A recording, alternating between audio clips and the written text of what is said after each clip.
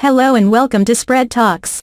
This news update is coming from Armenia and Azerbaijan. Azerbaijan captured 6 Armenian soldiers Thursday, the latest in a series of escalating border incidents after last year's war over the disputed Nagorno-Karabakh region. The United States called on both sides to resolve the situation, urgently and peacefully. The clash came at a delicate time for acting Armenian Prime Minister Nikol Pashinyan, who faces snap elections next month. The Armenian Defense Ministry said that its forces were carrying out engineering work in a border region when Azerbaijan's army surrounded and captured 6 servicemen. Azerbaijan's military, however, branded the Armenian soldiers as a reconnaissance and sabotage group. It said they had tried to mine supply routes leading to Azerbaijan army positions, and were surrounded, neutralized and taken prisoner. The situation is tense and explosive, Pashinyan said during his visit to the eastern Gegakunik region, where the soldiers were captured. Speaking separately at a meeting of his Security Council, the Prime Minister suggested that international observers be deployed on the border between Armenia and Azerbaijan. The U.S. expressed concern about the escalating tension and called for the release of the 6 soldiers and for the 2 sides to return to the negotiating table. "We call on both sides to urgently and peacefully resolve this incident," State Department spokesperson Ned Price said in a statement. "We also continue to call on Azerbaijan to release immediately all prisoners of war and other detainees,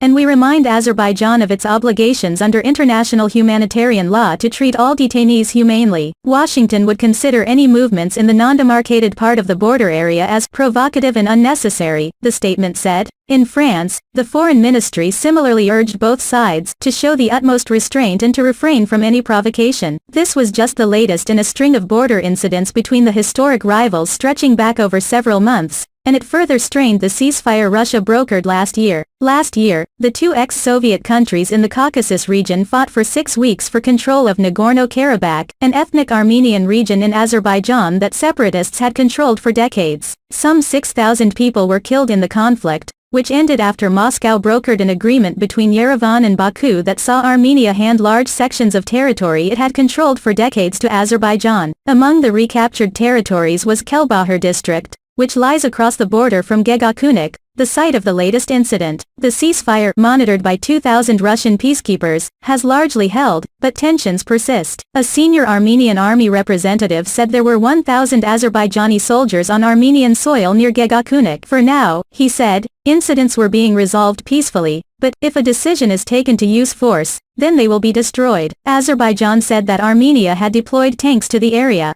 Armenia said one of its soldiers was killed earlier this week when shooting broke out with Azerbaijan's forces, an incident Baku denied responsibility for. Earlier in May, Armenia accused Azerbaijan's military of crossing its southern border to lay siege to a lake shared by the 2 countries. And all of this comes in the run-up to snap parliamentary polls in Armenia on June 20, which Pashinyan announced under pressure from opposition protesters. For months they have staged rallies demanding the prime minister's resignation. They hold him accountable for what many in Armenia believe was a humiliating defeat at the hands of Azerbaijan's army, and for agreeing to hand over swaths of territory to Azerbaijan. Pashinyan, 45, says he had no choice but to concede or see his country's forces suffer even bigger losses. Fresh elections are the best way to end the post-war political stalemate, he says. Earlier this month, Pashinyan said Armenia and Azerbaijan were in Russian-mediated talks on the delimitation and demarcation of their shared borders. He also said the 2 governments could discuss territorial swaps. Russia's role as the broker between the 2 countries has largely come at the expense of Western powers such as France and the United States. All 3 are part of a mediating group that had tried but failed for decades to find a lasting solution to the conflict. Ethnic Armenian separatists in Nagorno-Karabakh broke away from Azerbaijan around the collapse of the Soviet Union in a conflict that claimed the lives of 30,000 people and displaced many more.